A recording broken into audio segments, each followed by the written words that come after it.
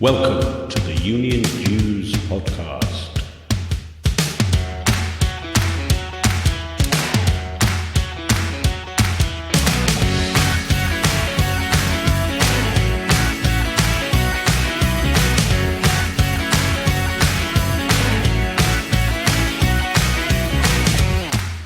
The UK's only all things union show, produced for your downloadable digital delight and appreciation. In this episode, why senior civil servants are suing the Prime Minister, why pay decentralisation could cause trouble for the Scottish Government, and in other news, why priests are falling out with God.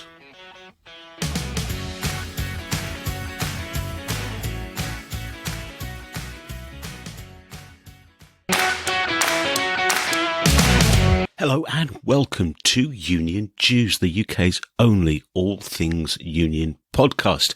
I'm Simon Sapper and this is the first episode of our third series, and what an episode it is. We've got tons of good stuff coming up. We've got Dave Penman, the General Secretary of the Senior Civil Servants Union, the FDA, talking about why the union's suing the Prime Minister, why pay decentralisation is set to cause problems for the Scottish Government, and why the whole notion of civil service reform, as articulated by, say, Dominic Cummings and others, really is rather nebulous, to use Dave's expression. We also have a new feature, Thought for the Week. Mel Sims from the University of Glasgow gives her take on one of the main industrial relations issues of the week, plus a selection of news that's caught my eye from around the trade union movement.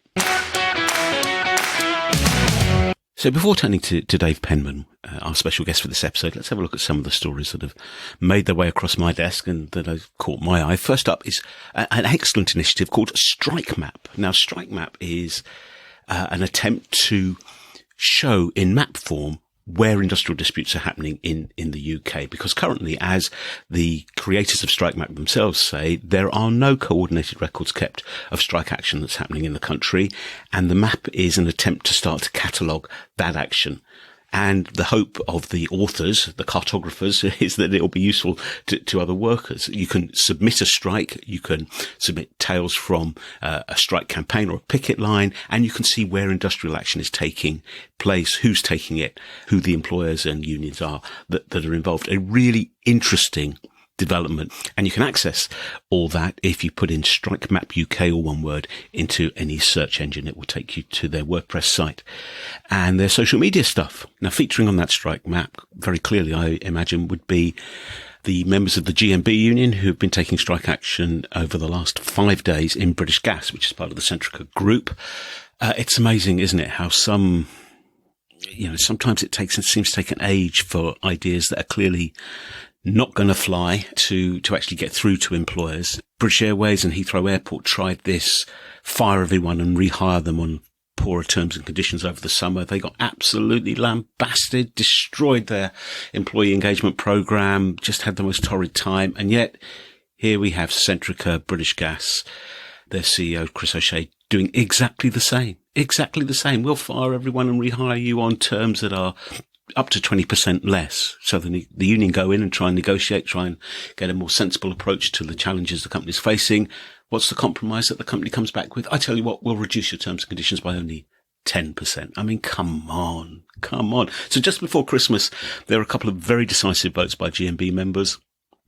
86% rejected the company's proposals, and then 89% voted for industrial action. Industrial action over 5 days has just finished as we're recording this episode of UnionDues. Still no change in the company's position. Looks set to be a long, hard slog, which actually won't do anything to fix the company's problems. Negotiate, talk, find a solution that doesn't involve trashing your employees.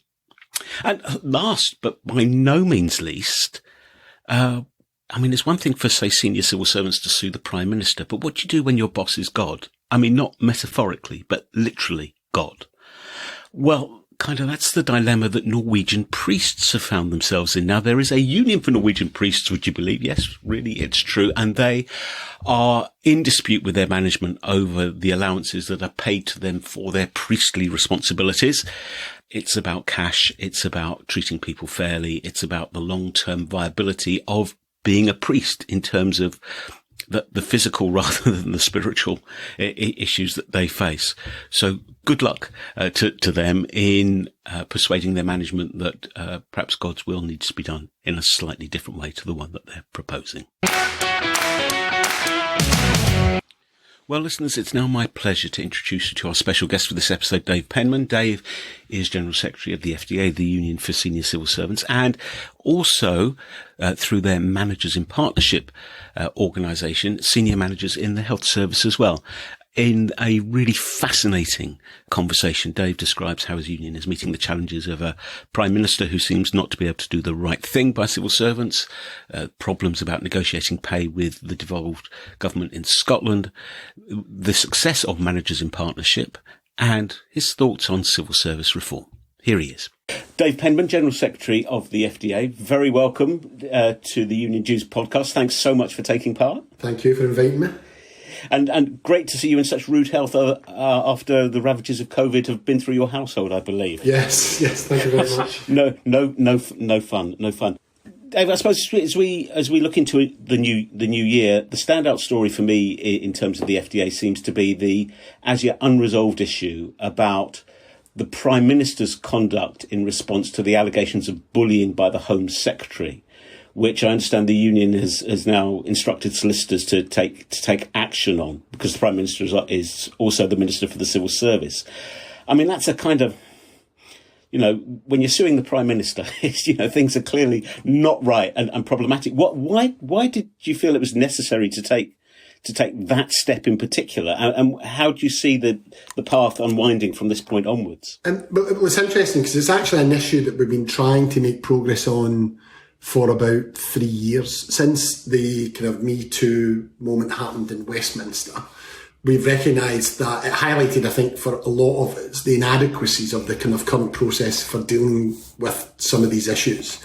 And there's this odd situation for civil servants where they're working with ministers who are not employees. It's the same essentially as happened in Parliament, where you had the parliamentary staff working alongside MPs, and if there was a question raised about behaviour, you couldn't deal with it the way a normal employer would deal with it. We had actually had occasions in the past in Parliament where MPs had refused to cooperate with investigations, and there's no sanction that can be taken because they're not employees in a conventional sense. And so whilst it's taken us 3 years to resolve a lot of those issues in Parliament, the same dynamic applies in the civil service. And so we'd started dialogue with the Cabinet Office about this point, and the ministerial code was changed, which is the code that governs the behaviour of ministers. And it's actually meant to deal with normal kind of political challenges like conflicts of interest or breaches of cabinet responsibility. That's really what the ministerial code's about. Mm-hmm.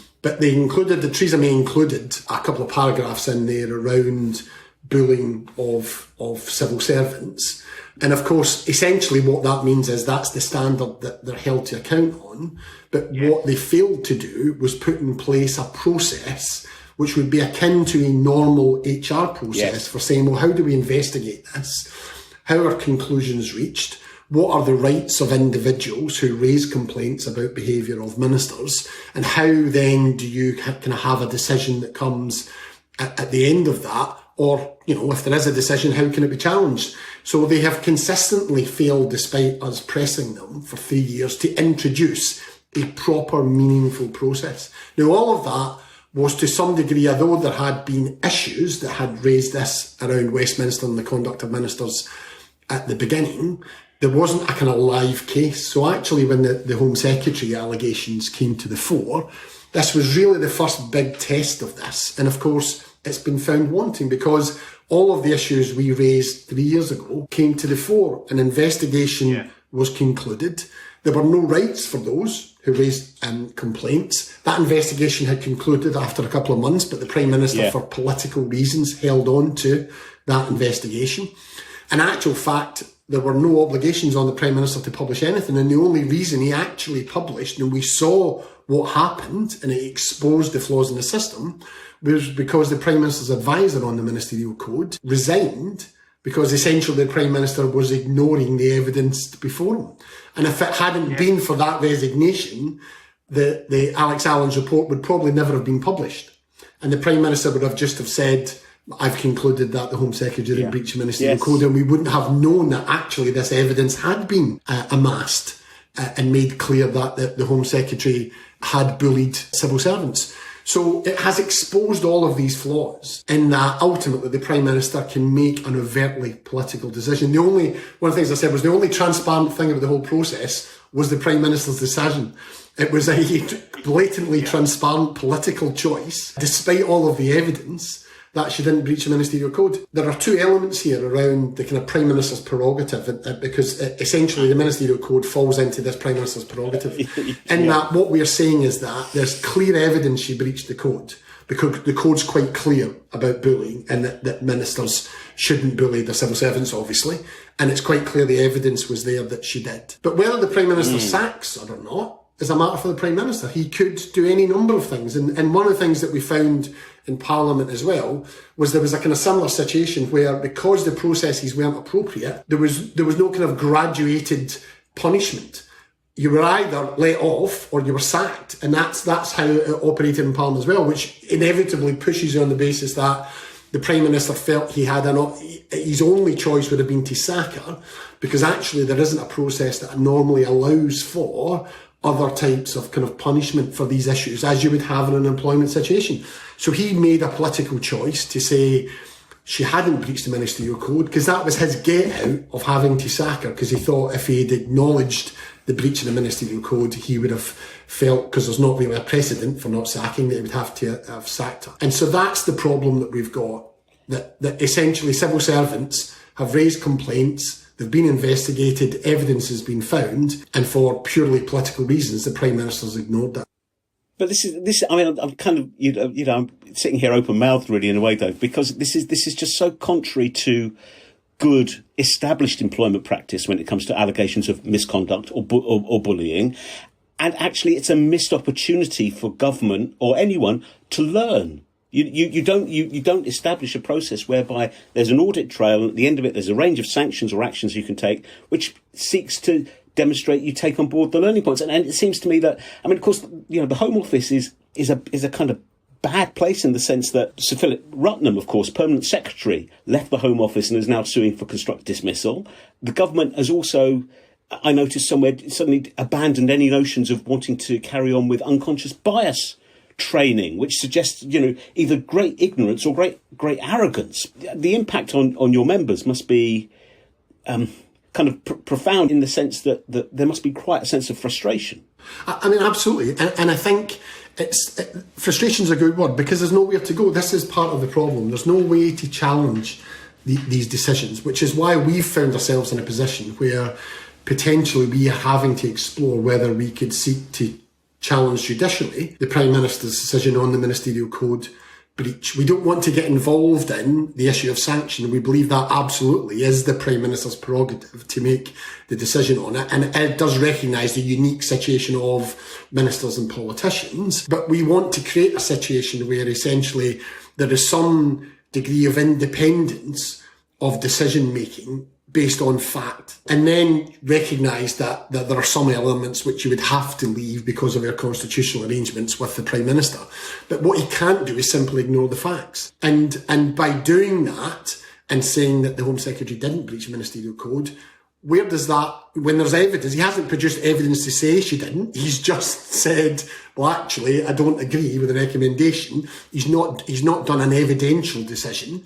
And so where does that leave the next accusation? And where does that leave other civil servants who, you're talking about the most powerful people in the country, right?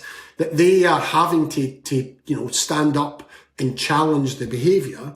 What are they going to think if they say, well, actually, what I now know is, regardless of the evidence, the Prime Minister is ultimately only going to make a decision about what suits him politically. He's not going to make a decision that a Prime Minister should, based on the evidence. He should be putting party aside and making the decision as Prime Minister and Minister for the Civil Service, rather than a political choice. And that's what you hope a Prime Minister will do at a variety of times, and when it comes to kind of the efficacy of government. And for us, on this point, when it comes to the conduct of ministers in relation to civil servants, and he has absolutely demonstrated that he's not prepared to do that. And that's why we have to explore the option of saying, actually, is this something that potentially is judiciable? Because that would essentially say to the Prime Minister, it would force him, because he would know that those decisions could be challenged in future if he was faced with the same choice again. But it's not an easy choice for us. It's a very expensive choice. It takes us into an area of law where there will be a lot of those in government who feel that the courts are interfering in what is sort of political choices. You know, we've seen that around some of the issues around Brexit. We don't particularly want to get embroiled in any of that as a politically neutral trade union, but we have to look not only in relation to this current decision, but what it says about the future. In all of this, one of the points for us is really saying that wherever you work, you should have the ability to challenge inappropriate behaviour, and there should be a mechanism in place that will investigate that will deal with it, but also is an effective mechanism for policing it so that it actually stops it in the first place. If a minister knows there's an effective independent process which people can use to challenge their behaviour, what you hope is actually you won't have it in the first place, and it will help regulate that behaviour.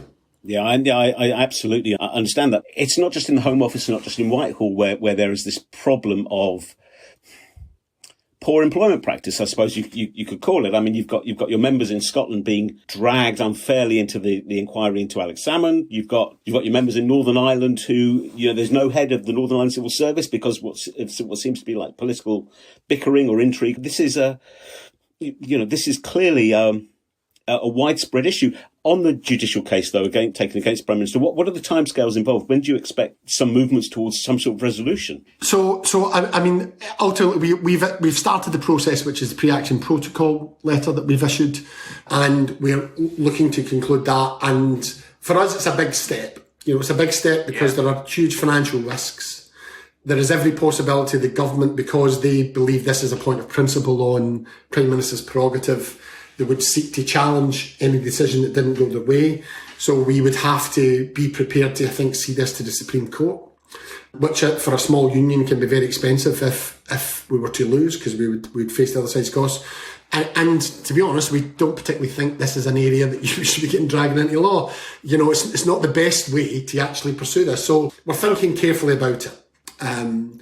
But we've started that process. We'll assess as we go along. We have to be very recognisant this is members' money that we're spending on it. And if we're going to risk that, we need to be clear that we think that there's an overall gain for us as an organisation, and also that the risks are balanced in our favour. We're not just going to take a punt on this. So we're kind of in the middle of that just now. When we get to the next step of it and assessing the government's response and deciding where we're going, we'll obviously let people know. But I mean, I think genuinely we don't, venture into this willingly in many ways. We're kind of feeling that point you said about frustration, I think, is how we all feel about it, that there should be a point of which the government and the Prime Ministers act in the best interest of the country and the civil service, and not just a kind of partisan political interest. But unfortunately, that's where we are, and it shows no signs of changing. So we feel that we have very little choice on this. We just have to be careful about it, to be honest. We're not just looking for publicity here. We're trying actually to create a process where, and we hope that there's still an opportunity for the government to reflect and say, actually, what we need here is a proper process. We need to separate out how conduct around this, in terms of kind of employee on employee, is the best way to describe it in relation to those working in government, whether they're ministers or civil servants, how that conduct is regulated and dealt with, and separate that out from the ministerial code, because it's just not an appropriate way to deal with it. Now, the government could do that at any point, and if they did, I think we'd step back, because actually it's about making this work for the future, rather than just kind of rehashing a decision that's already been taken. Yes, indeed. I mean, you're right. I mean, there is a ready solution, isn't there? But I'm kind of left reflecting that it's quite a hallmark of Theresa May's premiership that she often willed the end for something without having any real considerations to the means. And that those two paragraphs in the ministerial code seem to be a prime example of that. Yeah, I mean, it was interesting when we first had the dialogue about that was very much your conclusion. Yes. You can't just say don't microwave your civil servants. Do you know what I mean? They should know that they're not supposed to bully. It's, that's kind of, so the fact that there are, paragraphs in the ministerial code does not solve it. You need an effective way of kind of policing it. ministers already know that they're not supposed to behave like that sort of stuff. And so it was self-evident that this was going to happen. And it was clear at that point that actually this was it. You could end up in a situation where, because all of this, there is no guarantee of transparency, that this becomes a political choice. So it was all predictable, that this is where we would be as well, which is why it's so disappointing.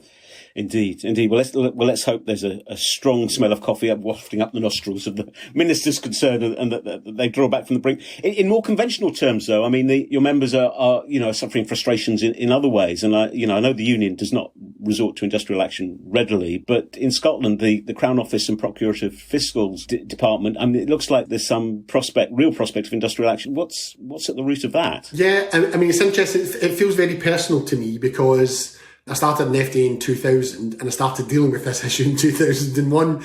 Wow. This is our kind of third dispute around pay and Procurator Fiscals that I've personally been involved in and have scars on my back on. And each time we've tried to resolve the issue at the heart of this dispute, which is about the pay levels for the lawyers who are working in the Crown Office and Procurator Fiscal Service versus the pay levels for lawyers elsewhere in Scottish Government. And because of the way delegated pay works, each of those organisations is dealt with as a separate employer, though essentially they are operating under the arm of Scottish Government. Right. And obviously as devolution has developed, that's actually got stronger and those kind of links have got a lot closer. So twice now we've actually reached agreements that the second time followed another industrial action ballot. In 2007, where and in both of those occasions, we were able to reach a settlement which brought pay much closer between the two organisations, but then each time it's then started to separate again. And so that issue again, it leads to frustration and raises concerns. You see a drift of people coming into Procurator Fiscal Service and then seeing actually I can get a £10,000 pay rise by going and essentially doing a less high profile and public facing role and just go and work on the other side of Edinburgh and get a 10 grand pay rise essentially for doing this, the same kind of level of work. So that's what's at the heart of it. We've been trying to make progress for about 2 years now with government, and essentially I have some sympathy for the service because ultimately this can only be solved by Scottish Government allocating resources to it and dealing with it. But I mean, it's kind of not rocket science. If we've been round the block 3 or perhaps even more times, and pay catches up, and then the gap opens up again, it's not a surprise if it has the consequence that we've just been talking about. I mean, it's the short-termism of politicians is disturbing. Yeah, and it's and what it does in a kind of country like Scotland, where it's relatively small numbers, and a lot of those people are working in just different offices in Edinburgh, and they can see quite clearly what pay delegation does, and these clear disparities that actually are not kind of that you wouldn't want to be here if you had a blank sheet of paper. This isn't necessarily what you'd create. It's one of the many frustrations that we have around pay delegation in the civil service. And of course, what you end up in devolved administrations and even kind of smaller microcosm of it, where those differences are, and something like this, are just starker and clearer for people to see. So therefore, it becomes more frustrating. And people feel less valued because they say, well, I'm working for Scottish Government. That's what it feels like if you're a lawyer working for the prosecution service in Scotland. And certainly that's how the Scottish Government want you to think, as an organisation and as a nationalist administration that wants kind of separation. You're saying, I'm working for the same government. Why is pay so different? And obviously you have those disparities across lots of government departments, but it just becomes even starker in the devolved administrations. We've had an indicative ballot, which has demonstrated an appetite both in the number of people's voting and in a very strong mandate for industrial action. We're starting the process of the statutory process now to do that. We're obviously in dialogue with Scottish Government and Procurator Fiscal Service. They're going through their kind of budgeting process just now. We are hopeful that that's an opportunity for them to recognise that this is a priority. There are lots of priorities on government just now. We recognise that. But prosecution work becomes ever more complex. We're seeing that down here as well. when you've seen a lot of the issues around conviction rates, around kind of sexual offences, the complications that now arise around disclosure, the volume of disclosure, the complexity. So crime tends to be more complex rather than kind of simple kind of street crime sort of stuff. So the job gets more difficult. The organisations need more lawyers and they need good quality lawyers. So the challenges around pay become even starker sort of stuff. And that's the same for CPS as it is for the Procurator Fiscal Service in Scotland, sort of stuff, very similar issues. So we're hopeful that I think the government will recognise that all of those things coming together mean that if you want this kind of world-class prosecution service, then you need to pay for it, as well as pay equality between what you pay lawyers in different arms of government. Not something you want hanging around your neck as you're heading into an election camp, a general election in Scotland campaign either, I would imagine.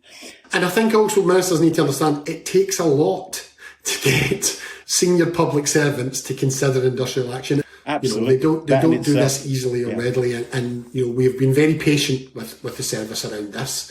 We've been working with them on a kind of plan and tried to persuade Scottish Government to fund this over about 18 months now. And that's come to, it's come to nothing. And therefore we're now at a point where this really is the only option we've got left. I just hope Scottish Government and ministers recognise it as part of the budget setting process over this month. Yes. We should know by the end of this month whether they've recognised it and will allocate the resources needed. Well, let's hope so. I mean, we've spoken so far, Dave, about the FDA's civil service membership, but of course, together with Unison, you set up Managers in Partnership, which looks after and seeks to engage senior NHS and health sector managers. I mean, that whole structure fascinates me. The idea, I'm not aware of any other two unions who have acted in that way to address a particular need in a sector of the economy.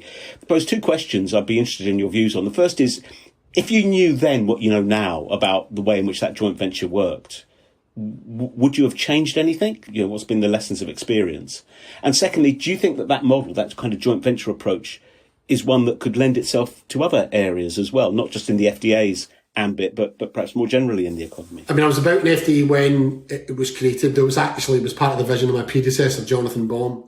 And I think one of the things with Jonathan was that, and I really kind of learned from him was, which is easy in a small union, is the kind of flexibility of approach. And it was about saying what would work as two unions come together, trying to represent members in the same field, looking at the strengths and weaknesses of both organisations. How can you pull that together in a way that serves the best interests of members, rather than it being a kind of merger or the kind of usual functions of it? And I think that flexibility and innovation that created it was just fantastic and is testament to those, both in terms of Unison, Dave Prentice and Jonathan Baum, the General Secretary, who put that model together. And it is quite unique because when you join Managers in Partnership, you essentially join two unions. It doesn't actually have a kind of legal basis. It is because there's joint union membership and there's a joint agreement on how it works and a joint board and a separate kind of staffing around it. It very much has a look and feel of a separate union that is focused solely on the interests of senior healthcare managers, but essentially has the two organisations to support it and provide the kind of backing and funding that was needed to kind of get it off the ground. In terms of your question about what we do differently, I think that what has worked really well is that both organisations, despite being quite different, have worked, because of the way it was structured, have worked very well in terms of a kind of joint board. So there's not been what would almost inevitably in the trade union world be a dispute over a policy area or how it operates, that kind of stuff. So that's been a commitment from individuals, but it's also been part of the structure of it. What it has done, though, is it's meant that at times some decision making has been quite cumbersome. And I think particularly from as a kind of small union, General Secretary, if you want something to happen, you can quite quickly make a decision and make it happen. So when there have been particular issues, particularly around staffing or issues like that, then at times there's just been, I think, a slowness of decision making, and it can get wound up in each of the unions' kind of internal kind of politics or whatever that's going on. So I think a little more delegation and flexibility around decision making is what I would have done. But I have to say that's on the margins, right, of it, because I think it really is a model for unions to look at, because it's been kept so flexible in a way around the kind of governance structures. Then it's meant that actually you could look at, take those principles and apply it in any number of sectors. And there's a lot of competition at times between unions. There's a lot of crossover, and unions can get very sensitive about it. And I think what's really worked well is two unions recognising that actually, if we can find a way of working together, it really benefits the membership. It delivers what the members want, and it delivers the best of both. I always like to say it's the kind of the biggest union and the best union coming together is how I kind of describe our kind of work with Unison on it.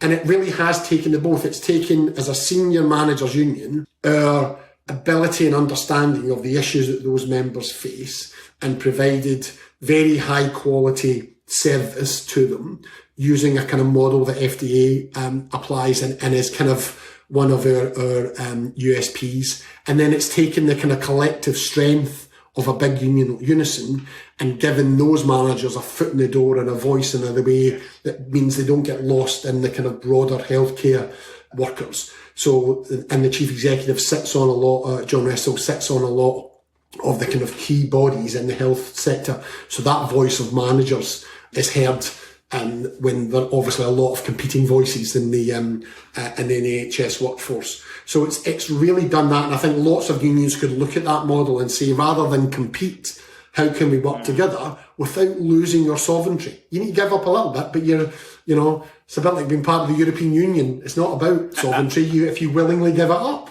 you're saying, actually, I'm giving this bit up and recognising there's a separate decision-making process.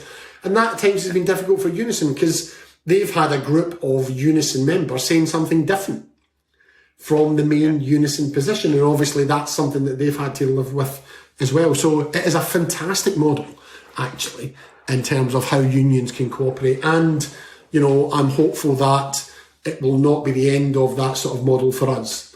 I think it's important that we don't just, as a union, we think about, we are trade unions. So therefore, I think one of the things that can get lost at times with bigger unions and more general unions is you lose that identity. And I think trying to keep that identity is important. So for us, it's not just about going anywhere and representing any group of people. But I think looking at other areas where you've got senior public servants who that sense that we can add value to for being involved in the representation is something that we would want to look at and explore, whether that was with Unison or other unions. So it's a model that is very much alive for us in thinking about how we might go forward elsewhere. I'm fascinated to see how that kind of develops, because it's not just a servicing model, it's an organising model as well. And it's been going for 15 years, got 6,000 members, absolutely solid, well embedded, and clearly acts to unionise and service that particular group. Going back to the civil service area, there's a persistent noise, isn't there, sometimes louder than others, about civil service reform.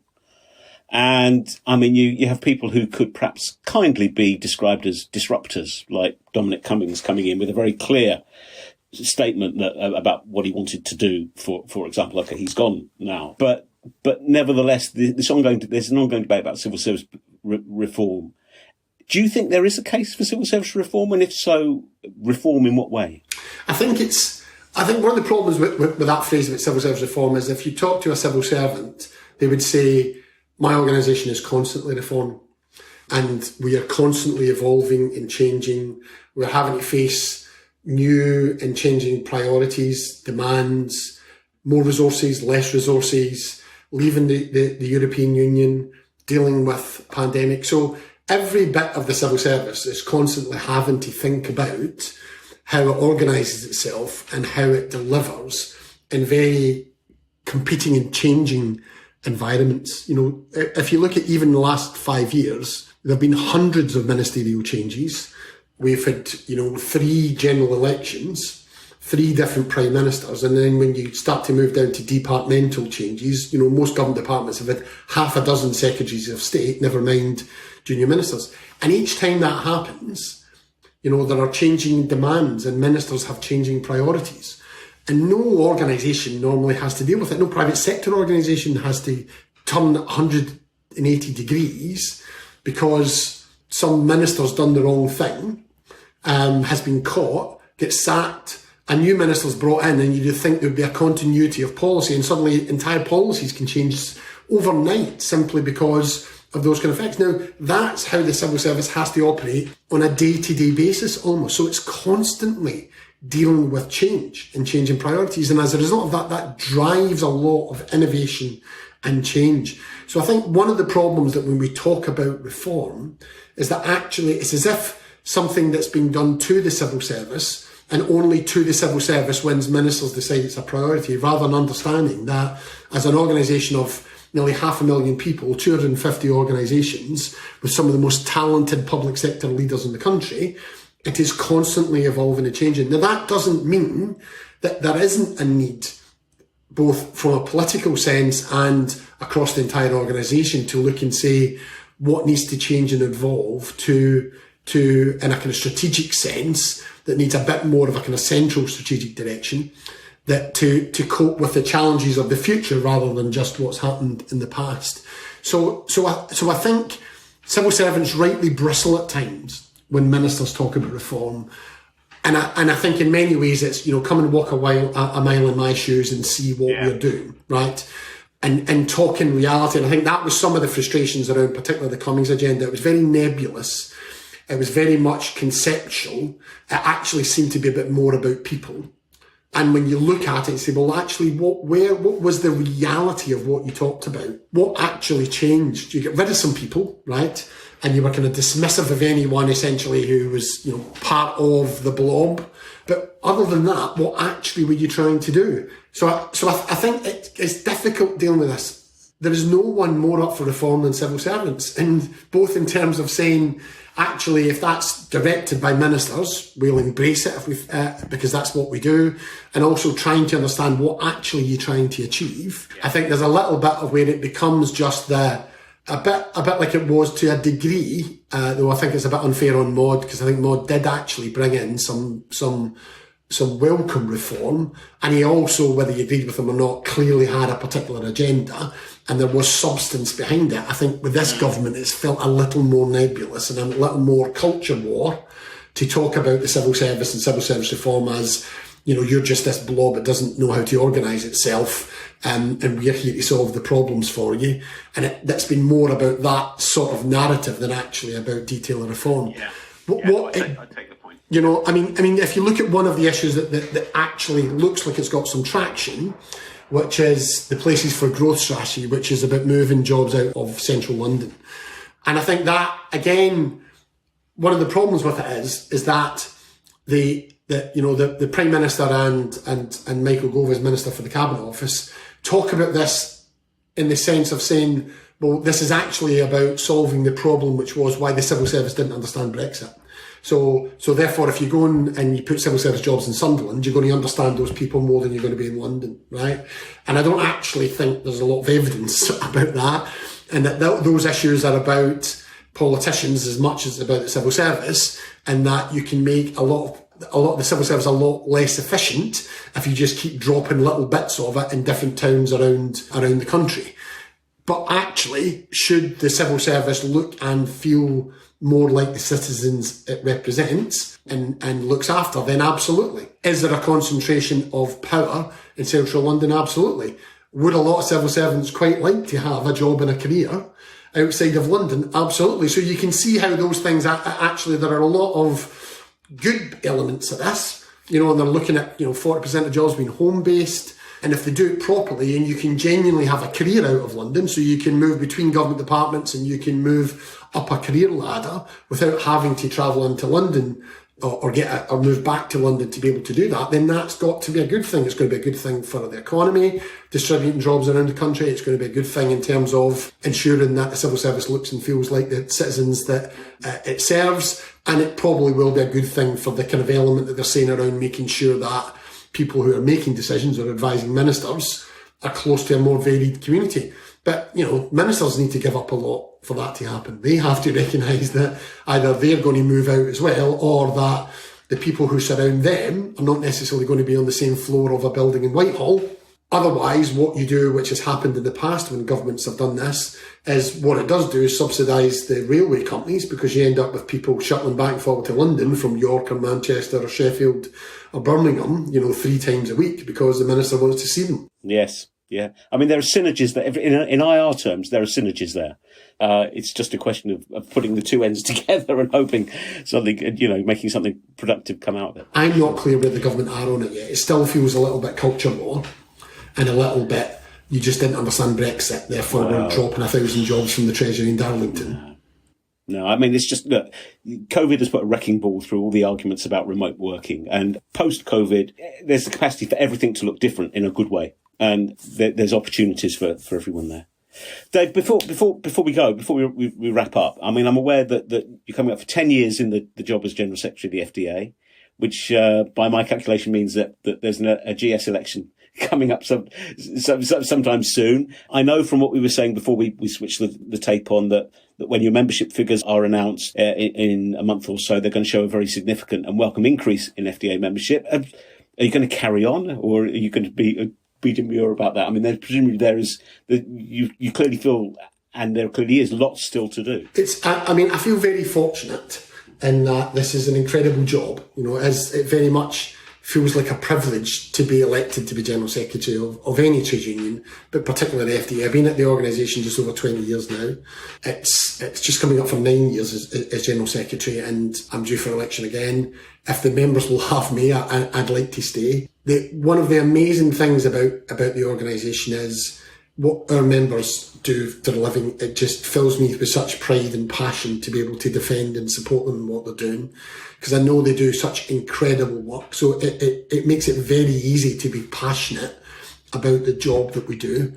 We're not short of challenges in relation to that job. We've had as an organisation for over 100 years now, and is embedded in our constitution about defending the civil service as well as the civil servants individually. So it's not just a trade union job that is about looking at pay or conditions or those sorts of issues. It's very much a job which is about trying to ensure the civil service operates effectively, and that all of the good bits of the civil service that potentially can come under threat and are very much under threat just now, are maintained, and we are a public voice for that. And that, again, is a privilege to be able to be the one who's trusted to articulate that and to try and defend that. So it makes it such a fascinating and rewarding job that I do. I work with some incredible people, both the talented staff at FDA, our elected representatives and our members. I get to meet some of the cleverest, most engaging public sector leaders. You sit in a room with some of these people and you know that they are always the cleverest people in whatever room they come and sit in. And you know that they are doing such an amazing job on behalf of the public as well. So again, that helps, I think, for me in terms of you don't need a motivation to do this, because it just comes and kind of spades around it. And I absolutely love it.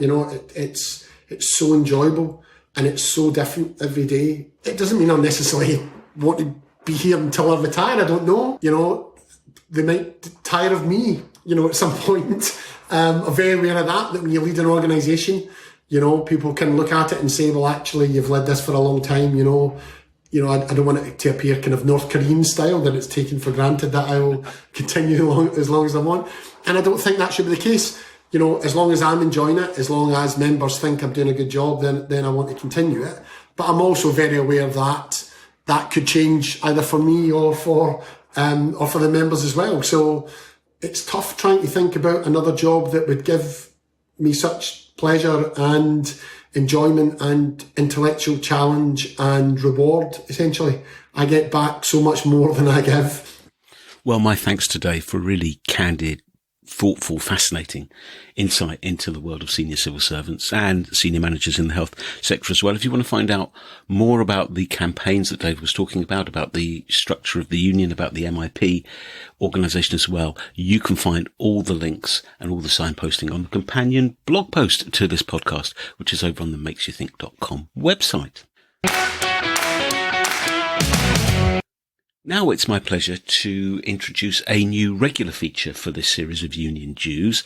I'm delighted that Mel Sims, Professor of Work and Employment at the University of Glasgow, has agreed to contribute a regular weekly view, thought for the week, if you like, on an industrial relations topic of the moment. And in this first contribution, she talks about the campaign by the National Education Union to keep school students, staff and parents and families safe during the COVID crisis, and how it's been undermined from an unlikely source. Hi. Thank you very much. This week I've been thinking about health and safety, which is probably not very surprising during a global pandemic. It's the one moment where the difference of interest between workers and employers really comes to the fore. And this week in the UK, we've had an excellent campaign run by our National Education Union to close schools because of the risk of coronavirus to teachers and other school employees, which has really gained support, a huge amount of support amongst parents and other stakeholders. And really, they've run some amazing online organising campaigns and really shifted policy in the UK so that there's going to be a period where online and home teaching is going to be expected over the coming weeks. Unfortunately, there's been a slight kickback against that from other employers, and many employers in the UK are now encouraging their staff to self-define as key workers so that those staff can continue to send their children to school, thereby keeping other areas of the economy going. And I think whilst this has been a fantastic campaign run by the NEU, it does show the limits of understanding solidarity within a particular occupational group or professional group, or in this case, school-based workers in general. And I'm very supportive of the campaign in general, but I think what it shows is that there's real scope to think more collectively about solidarities across the workforce and across the communities in general. And health and safety, particularly during a pandemic, is a really emblematic issue that gives that opportunity. I think it's the nature of contemporary trade unions that we often think in silos, and organising activity is often targeted at particular occupational groups or particular professional groups. And that solidarities are therefore defined with reference to members of those trade unions. But there's more and more evidence that when we run campaigns and organise workers more generally, and particularly trade workers who haven't had so much history with trade unions, we need to articulate much more broadly the basis of solidarity beyond occupational groups and professional groups. And we need to be very explicit with those workers, those potential members, that actually there's a benefit in thinking collectively about issues such as health and safety, and that we will all benefit if we actually approach the challenge as a collective one across the labour force, across society more generally. And I think that's really hard for a lot of trade unions to think about, because the nature of the structure of unions means they are focused on their members, and rightly so. But if we have any opportunity during coronavirus to rethink how we're approaching union organising, I think this gives a fantastic opportunity to showcase the very excellent work that unions do around health and safety in the workplace, as well as a huge number of other issues, and really pull in a much wider audience than we've previously had. My thanks to Mel for that contribution. It certainly, I hope, made you think. Now, before wrapping things up for this week, a couple of shout-outs. First to my friends in the Labour Research Department, who continue to publish fantastic handbooks for negotiators and trade union reps. One of the most recent ones came out over the Christmas period was their handbook on negotiating the national minimum wage and the national living wage. Very timely, as new rates have just been agreed by the government to apply from the 1st of April. Also, over the Christmas period, we had government naming and shaming quite a significant number of companies who failed to comply with the national minimum wage and the national living wage. Now, a lot of these acts of non-compliance are, in monetary terms, quite small scale. A number of them are inadvertent, but it nevertheless shows that there's an issue. The NLW, NMW, that's the floor. That is the wage floor below which no one should fall. The Labour Research Guide to Negotiating the National Living Wage, the National Minimum Wage, is a very timely and could be a potentially very useful publication for union reps who are looking after members in this area. And you can get that and information about all of the work that they do at lrd.org.uk. Second shout out is to my friends and colleagues on the National Labour Podcast Network. That's a portal through which you can access this and about 70 trade union themed podcasts. Really interesting, entertaining, valuable source of information, mostly skewed towards the US, but nevertheless extending over to the UK and into Canada as well. And you can find them at labourradionetwork.org. And if you want to know more about the UnionDues podcast, a rather nice profile that Evan Matthew Papp of Empathy Media Labs did of the podcast series. Just a kind of 20-minute thing about how the show is put together, where the ideas come from, and where the idea for UnionDues came from to start with. If you put Empathy Media Lab UnionDues into any search engine, you'll find both podcast version and a YouTube video version as well.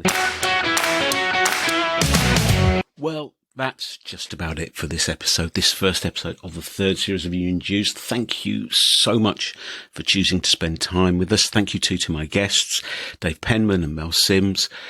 I hope you found it a good listen.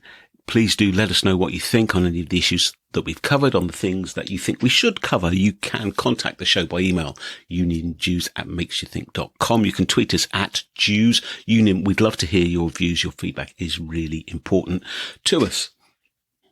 We've got some fabulous guests coming up in this third series, people and issues that you'll really want to listen to, find out more about. You can register for updates by subscribing to the podcast or by following the MakesYouThink.com website. And the MakesYouThink.com website is where the companion blog to this podcast is published. It contains all the links, all the signposting you need to all the many things that we've spoken about.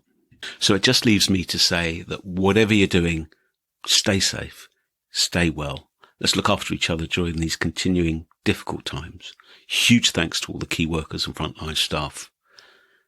And I'll see you next time on the next edition of UnionDues. Bye for now.